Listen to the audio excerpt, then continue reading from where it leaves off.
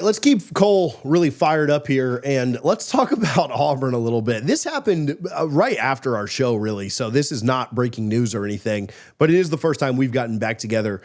Listen, I was actually with Mike Norvell on Sunday and got to sit down with him for a few minutes before a booster event. There were only 3 or 4 people in the room. It was a pretty cool experience to get to sit down and chat with him. And I talked about pressure. I talked about expectations. I talked about a lot of things. And Mike was in a private setting, cameras off, with nobody around. And I think if he'd have looked at me and said, dude, like, I just need to get to a bowl game to keep my job, I would have reported that. Like, I would have come out and said something about it. But it wasn't on TV. It wasn't on video. It didn't get aired everywhere. It would not have blown up the way that this did. If Mike, as a quasi-media, mostly fan, I would have been beside myself. If the head coach, even though I understand where Florida State is, I would have been beside myself had Mike Norvell said, TJ, look, we just got to make a bowl. Like, I just got to keep my job this year. That's why we brought in Castellanos. That's why we went back to the portal. That's why we did this. I'd have been like, dog, this is Florida State. You're not just making a bowl. No, I know you're not going to, but you need to tell me that you need to compete for the ACC. That's what you need to say. That is the coach thing to say. Hugh Freeze, though, didn't feel that way. So, Cole, take it away. Look, he was on the what is it? Not round table. The next round. He was on the next round live with everyone out in Alabama for the golf tournament, and he was talking about what is going to be the future of year 3 at Auburn. And the big takeaway was, we have built a roster. We got to make a bowl game. We have got to make a bowl game this year. And I will start off by saying he is 100% right. They do have to make a bowl game this year. They do have to make a bowl game this year. Now, with that being said, let's go ahead and actually talk about the elephant in the room. No, Hugh Freeze, you do not need to make a bowl game this year, because making a bowl game is what the expectations are at Mississippi State going into year 2 for Jeff Lebby. Going to a bowl game this year, what the expectations are in Arkansas for Sam Pittman, who is on the hot seat after losing ample time to the transfer portal. Going to a bowl game is now the expectation at Vanderbilt with Diego Pavia and Eli Stowers back. That's what you can say for those programs, and it can be real because of those are what the money and the allocations are sent to. Auburn this past season turned into Miami 2.0 and Texas 2.0 in year 3 of their head coach. They went fully invested. They went out in the portal and they brought in pieces. They went out in the portal and they made sure that they upgraded at certain positions. They have, in my opinion, 2 of the best wide receivers in college football, with Eric Singleton coming on in from Georgia Tech, and then, of course, you have Cam Coleman. They have a quarterback that it does fit their system extremely well in Jackson Arnold, and they brought in Deuce Knight. So it is going to be an upgrade over what you had last year with Peyton Thorne and whoever was QB2. You have a defense that features multiple standouts and players who could end up becoming all SEC talents by the end of the year, including a defensive end in Keldrick Falk and multiple pass rushers that you went out in the portal to bring in because if you thought they were going to be upgrades. You retained your defensive coordinator in DJ Durkin, who was getting looked at by, I don't know, Penn State, Ohio State, multiple universities because of how well the job he did last year on a 5-7 roster. And let's just go ahead and throw the biggest elephant in the room. This is Auburn. This is Auburn, Alabama. And whether or not I believe that Auburn belongs in the same stratosphere as Georgia or Alabama or Texas or LSU for that matter, fans do. Boosters do. Yellowwood pays that amount of money because if they believe that Auburn should be recruiting at the same level as Alabama and Georgia, they should be bringing in the right amount of talent as Alabama and Georgia. They should be targeting the same transfers as Alabama and Georgia. And probably the biggest one of all, they should be competing alongside Alabama and Georgia. So when you talk about going to a bowl game in year 3 with how much money you spent this offseason, with how much retained talent you have, with how many times last season you were so close to getting a win and finishing the year off 8-4 or 9-3, but the turnovers cost you multiple victories in the Cal game, in the Oklahoma game, in the Arkansas game. You went to 4 overtimes against Texas A&M. You couldn't get the job done against an Alabama squad that had multiple turnovers in the Iron Bowl. It's not about going to a bowl game. And I understand that if this was any other coach that kind of felt the pressure as a first-timer taking the reins, maybe we'd give them the slight pass. But this is Hugh Freeze. Hugh Freeze has beaten Nick Saban. Hugh Freeze has been to multiple New Year's Six bowl games when he was at Ole Miss. Hugh Freeze has been able to build a rapport with boosters at Ole Miss to bring in ample talent to where they had a top 5 recruiting class. You're not talking about this in the same spectrum. When you go all in the portal, when you go all in recruiting, when you finish with back-to-back top 10 recruiting classes, going to a bowl game is not the expectation.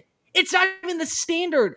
8-4 should be the standard and the bare minimum for a place like Auburn with how much talent you have. You should be competing for an SEC title game. But I also understand sometimes it's a little bit harder and easier said than done on paper than it is actually on product. When it comes to Auburn, like this season is not exactly a cakewalk. Like you open at Baylor, there is a chance for that to be competitive. Ball State, South Alabama after that, then at Oklahoma, at Texas A&M, versus Georgia, versus Missouri, at Arkansas, versus Kentucky, at Vanderbilt. You get Mercer in November. Congratulations. Then the Iron Bowl on November 29th. You get that at home. Like this is going to be a rough year. And Cole, I'll defer to you on this one. What's the chance Hugh Freeze gets fired mid-season? Slim to none. I think he would at least stay until the end of the Iron Bowl. They would let him coach out through the rest of the year. Like, it would have to be such a detrimental downfall. Like not 10.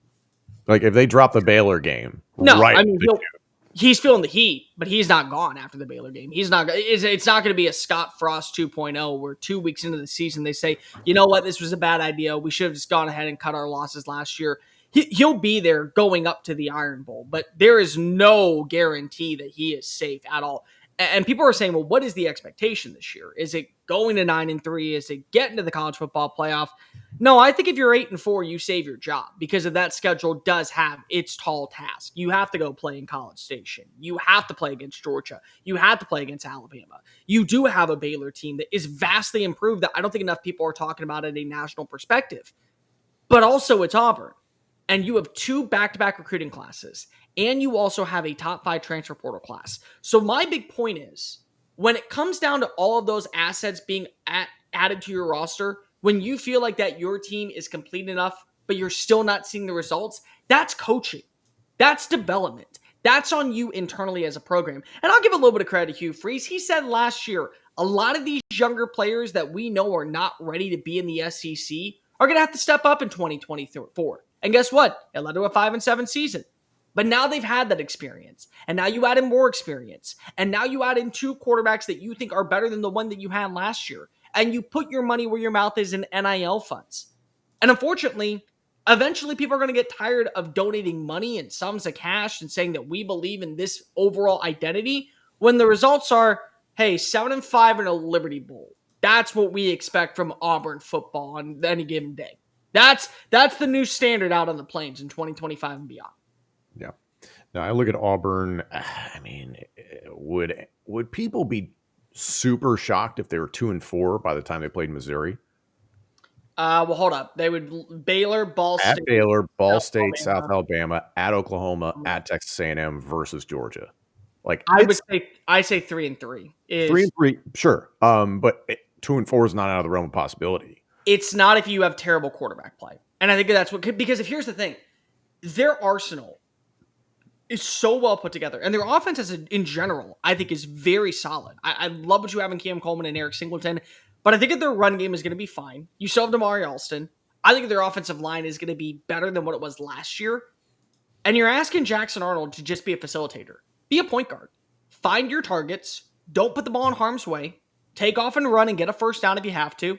But keep momentum moving. Just do that. Because of the personnel that Auburn has is going to be top 5 in the SEC. Certainly top 7, I would say. Nobody can argue that one. Maybe you can argue top 5, but I would say top 5 personally. As long as you're not leading to turnovers, you're going to be in positive territory. Keep in mind, Tom, last season, Auburn had a 4-interception game against Cal. They lost. They had a 4-turnover game against Arkansas. They lost. If they don't throw the Kip 6 interception against Oklahoma, they win that game. So we're talking about 3 games just right there that turns their season from 5-7 to 7-5. I mean, like, that's what we're going on. I mean, 5-7 to 8-4. Right. I mean, we're literally right there, and you feel like that you've gotten better at the quarterback position. So you still have a great defense. It's going to have some young pieces, but you also brought in a lot of good transfers. A lot of names that I think could be really fixtures of the team. I love their secondary. I do. I know it's a little bit young, but they have some playmakers on the back end that were winning their one-on-ones against Cam Coleman, against Bryce Kane, against Perry Thompson. And I'm telling you this as an Alabama grad and as somebody that has grown up watching this rivalry. You should have an advantage against Georgia and Alabama this year because the voodoo magic that is seeped in the soil at Jordan-Hare Stadium comes up once every season. And so if it doesn't happen against Alabama, it can happen against Georgia. We know this because the 4 overtime game last year against Texas A&M. Like, there is something about the shaman man that is buried underneath the plains of Auburn that has his voodoo wizardry come up once every season. And it's going to happen. But you also have a talented team. When you have a talented team and you're not seeing the results, you can't keep turning back to the names that were on the roster. You have to start looking at the names that are calling the shots.